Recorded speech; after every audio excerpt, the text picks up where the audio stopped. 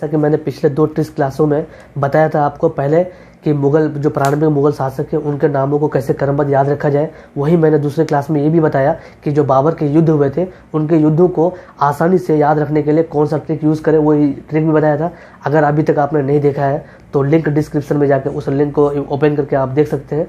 और फिर हम उसी क्रम को आगे बढ़ाते हुए मैं आज बताऊंगा हुमायूं के युद्धों को कैसे क्रमानुसार याद रखा जाए, ठीक है। लेकिन उससे पहले मैं हुमायूं के कुछ मुख्य बातों पे गौर करेंगे, ठीक है। तो आइए वो मुख्य बातें क्या है जानते हैं। तो आपको यहाँ पे मुख्य बातें दिख रहा होगा। सबसे पहले मैं आपको बता दूं स्टूडेंट्स कि बाबर के 4 पुत्र थे, कामरान, अस्करी, हिंदाल और हुमायूं, जैसा कि आपको बोर्ड में लिखा हुआ दिख रहा होगा, ठीक है। तो मैं बात करूंगा हुमायूं। क्यों हुमायूं? क्योंकि हुमायूं बाबर के सबसे बड़े पुत्र थे और 1530 में जब हुमायूं शासन गद्दी पर बैठे, उन्होंने शासन का केंद्र अफगानिस्तान, पाकिस्तान, साथ ही साथ उत्तर भारत के हिस्सों पर भी किया। मैं आपको यहाँ पे बता दूं कि 1530 से 40 और फिर 1555 से 56, यानी कि 1540 से 55 के बीच में 15 साल का जो गैप दिख रहा है, वो 15 साल का गैप सहरसा सूरी से हार गए थे ये हुमायूं, और हुमायूं भारत से भाग गए थे, ठीक है। फिर दोबारा जब उन्होंने मतलब कि अपने चौथे युद्ध में जब वो विजय प्राप्त किया, फिर वापस आए और 1556 में उसकी मृत्यु हो गई। तो मैं मृत्यु आपको बता दूं कि उनकी मृत्यु सीढ़ियों से गिर के हो गई थी। और मैं एक बात और बता दूं हुमायूं के बारे में कि हुमायूं के जो जीवनी है, उनका जीवनी का नाम है हुमायूंनामा, और हुमायूंनामा को किसने लिखा था? तो गुलबदन बेगम ने लिखा था। ये आप जान लें क्योंकि कभी कभी क्वेश्चन आ जाते हैं यहाँ से।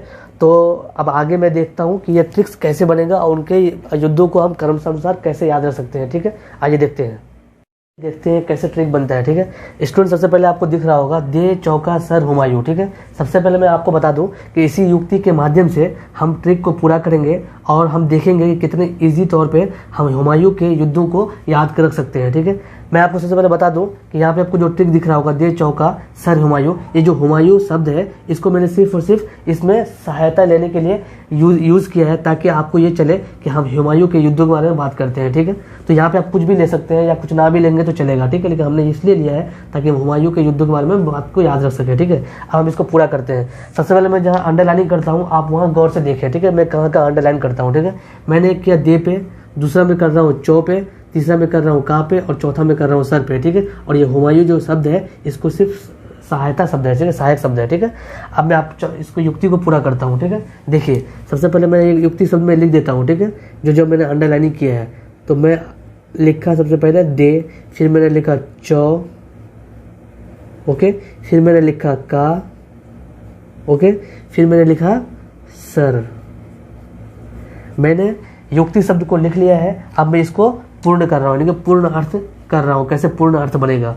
दे से है देवरा का युद्ध, आप लोगों को दिख रहा होगा, अगर नहीं दिखे तो जूम कर लीजिएगा प्लीज, ठीक है। दूसरा है चौसा का युद्ध, चौ से चौसा, दे से देवरा, चौ से चौसा, यानी कि चौसा का युद्ध। हम देखते हैं का, क्योंकि हमने दे कर लिया देवरा का युद्ध, चौ से कर लिया हमने चौसा का युद्ध, हमारा का बच रहा है। का से देखते हैं कन्नौज का युद्ध, कन्नौज का युद्ध, ओके। बचा सर, यानी कि सर से हम देखते हैं सर हिंद का युद्ध, सर हिंद का युद्ध, ठीक है। स्टूडेंट्स आपको दिख रहा होगा युक्ति शब्द मैंने डाल दिया, पूर्ण अर्थ भी मैंने बना लिया। अब विश्लेषण हम इसका करते हैं। विश्लेषण ये होगा कि हुमायूं द्वारा, ठीक है, हुमायूं द्वारा, ठीक है, सबसे पहले क्या है देवरा का युद्ध, यानी कि देवरा, मैं ब्रैकेट में लिख देता हूँ 1532, ओके। फिर मैं करता हूँ दूसरा है हमारा चौसा, चौसा यानी 1539, ठीक है। फिर मैं लिखता हूँ कन्नौज यानी 1540, फिर मैं लिखता हूँ अंतिम में सर हिंद यानी 1556 का युद्ध लड़ा गया। मैंने क्या किया स्टूडेंट्स कि सबसे पहले मैंने बोला युक्ति शब्द, पूर्ण अर्थ, विश्लेषण। आप एक बार इसको गौर कर ले।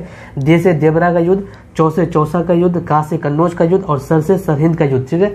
हुमायूं द्वारा देवरा का युद्ध 1532, चौसा का युद्ध 1539, कन्नौज का युद्ध 1540 और सरहिंद का युद्ध कब 1556। इसके बाद उनकी मृत्यु 1556 में क्या हो गई थी, उनकी मृत्यु हो गई थी, यानी कि उनकी आखिरी युद्ध कौन सा था, सरहिंद का युद्ध था। ठीक है, अब मैं जैसा कि स्टूडेंट्स मैंने आप लोगों को ट्रिक में अभी भी बताया है, चारों युद्धों के बारे में बताया, तो मैं कुछ बातें और बता दूं, सिर्फ आप सुन लें क्योंकि ये बात आपको ट्रिक से याद आ जाएंगे और ये बात सिर्फ आपको जाननी चाहिए, तो जान लें।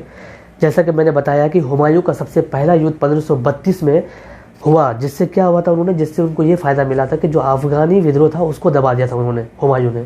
फिर दूसरा युद्ध जब उसका 1539 में चौसा के युद्ध में हुआ, उसमें शेरशाह सूरी द्वारा हुमायूं को हराया गया। ठीक है, जब तीसरा युद्ध यानी कि 1540 में हुआ, जिसको हम लोग कन्नौज का युद्ध या कन्नौज के युद्ध को हम लोग क्या बोलते हैं, बिलग्राम के युद्ध भी बोलते हैं। बिलग्राम के युद्ध में शेरशाह सूरी ने उसे हराया ही नहीं, उसे निकाल भी दिया और सूरी वंश की स्थापना वहीं से स्टार्ट किया शेरशाह सूरी ने। फिर हम बात करते हैं 1556 के बारे में, यानी कि इसके बाद क्या हुआ, सरहिंद का युद्ध हुआ, जब भारत में वो अपना सिंहासन फिर दोबारा से प्राप्त किया। और जैसा कि आप लोगों को मालूम होगा कि 1556 में क्या हुआ, हुमायूं की मृत्यु हो गई। तो आप ये ट्रिक को आसानी तौर से याद रख सकते हैं और याद रखें, और फिर मैं नेक्स्ट क्लास आपको ट्रिक के माध्यम से लेके आऊँगा। ठीक है।